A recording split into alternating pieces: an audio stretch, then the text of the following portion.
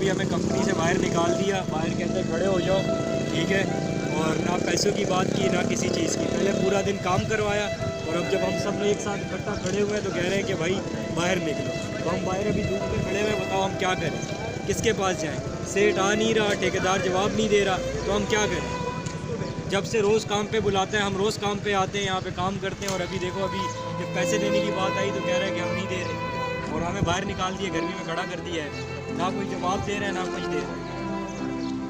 वैसे कम क्या है आवाम पे सीधी सी बात है, टैक्स वगैरह माफ़ हो चुके हैं और ये लोग कोई भी जो है हमारे साथ रियायत नहीं कर रहे, ना राशन का ना पैसों का। जब से कंपनी हम लोग चला रहे हैं, काम कर रहे हैं, ठीक है, रोज़ आ रहे हैं काम करने के लिए, रोज़ आ रहे हैं, और अभी जो है ठेकेदार कह रहे हैं भाई पैसे नहीं मिलेंगे। तो क्यों नहीं मिलेंगे? आप यहाँ पे आवाम को देखो, सारी आई हुई है फटी हुई, वजह क्या है इसकी?